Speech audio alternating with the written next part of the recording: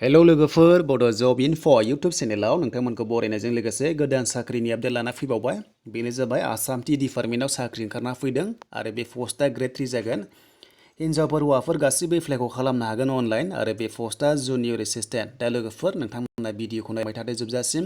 बेनिफ्राय मोजां मोनोबा लाइक खालामनो दाबाव, कमेन्ट खालामनो दाबाव आरो गोदाननि फैदोंबा चेनेलावबो नोंथांमोना साबस्क्राइब खालामना लादो। बेबायदि साख्रिनि आपडेटखौ मोनबाय थागोन।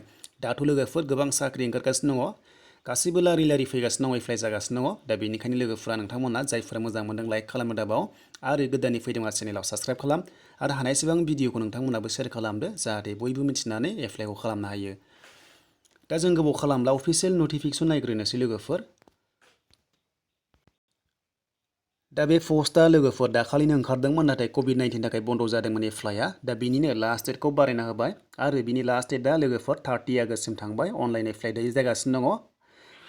अनलाइना जाजेनबाय, स्टार्ट जाबाय 1 आगष्टनिफ्राय आरो लास्ट डेटआ 30 आगष्ट। नोंथांमोना अनलाइन एप्लाइखौ खालामबाय थानो हासिगोन। टटेल पस्टआ दङ 25 लोगोफोर, 25 दङ। पस्टआ जाबाय जुनियर एसिस्टेन्ट। दा बेयाव एप्लाइ खालामनोबा बेसेबां फरायनो नांगौ नोंथांमोना नायलांबाय थादो अफिसियेल नटिफिकेसन। दायो फाइनालि आं अफिसियेल नटिफिकेसन लाबोबाय, बेखौ डाउनलडबो खालामना लानो हागोन, भिडिअनि डिसक्रिपसननिफ्राय दङ। दा बेनिफ्राय बे पस्टआथ' जुनियर एसिस्टेन्ट ग्रेड 3 जायो। दा स्केल फिखौ नायग्रोदो। दा स्केल फिआ दङ 14,000निफ्राय जागायनानै 49सिम जागोन। बेनिफ्राय ग्रेड फि थायो 6,200 नोंथांमोना पार मान्थ मोनबाय थागोन। दा टटेल पस्टआ भेकेन्सिया 25 दङ। बेनि गेजेराव रिजार्भेसन दंखायो। दा जोंनि एसटिपिनि थाखायबो दङ। दा एसटिपिआव जोंनिया 2 दङ, हौवाफोरा, हिन्जावफ्रा सासेल' दङ। दा बेयाव बे पस्टआव गासैबो हिन्जावफोर हौवाफोर एप्लाइखौ खालामनो हायो जुनियर एसिस्टेन्टआव।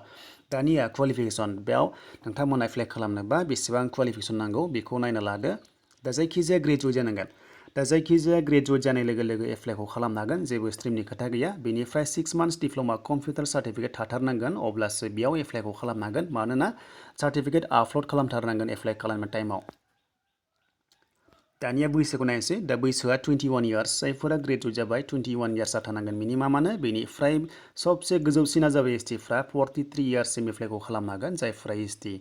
दा गाहायसिन बैसोआ 21 इयार्स। नोंथांमोना 21 इयार्स जायाब्ला एप्लाइखौ खालामनो हानाय नङा बे पस्टआव। दानिया सिलेक्सन प्रसेसखौ नायलांखादो। दा स्टेज 1 दङ। स्टेज 1आव दङ एग्जामा 100 मार्क्सनि जायो। बेनिफ्राय एग्जाम सेन्टारा मोनबा दङनो, बेनो जाबाय डिब्रुगड़, जरहाट, तेजपुर, सिलचर आरो गुवाहाटीआव जागोन। दा बेनिफ्राय एग्जामा माब्ला जागोन नोंथांमोना एडमिट कार्ड मोनगोन अब्लानो मिथिगोन। बेनिफ्राय फार्स्टआव नायदो एग्जामा बेसेबां जायो नोंथांमोना 100 मार्क्सआव। दा बेयाव दङ स्टेज 1आव जेनेरेल स्टाडिस दङ। बेनिफ्राय कारेन्ट एफेयार्स, नेसनेल आरो इन्टारनेसनेलाव 60 मार्क्स थागोन होनना बुंदों। बेनिफ्राय इंलिसाव 20, मेथ्सआव 20 थागोन, गासै 100। आरो स्टेज 2आव दङ नै, बेयाव दङ नोंथांमोना नुनो मोन्दों। दा स्टेज 2आव लोगोफोर 5 केन्डिडेटखौ लेंहरगोन आरो, माने बे मोनसे सर्टलिस्ट जागोन आरो 5 केन्डिडेटनि मोनसे पस्टआव बा मोनसे कास्टआव।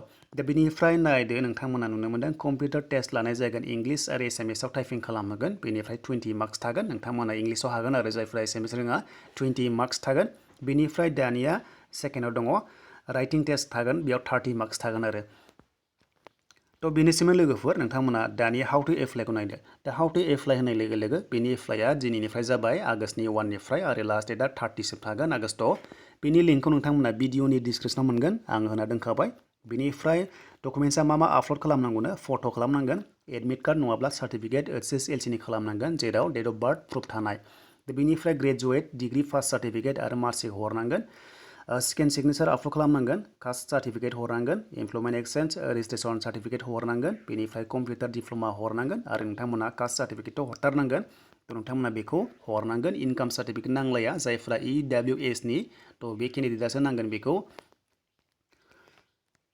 बेनिफ्राय एप्लिकेसन फिस थायो लोगोफोर। एप्लिकेसन फिसआ नोंथांमोना नै बेयाव नुनो मोन्दों, एप्लिकेसन फिस होनांगोन आरो।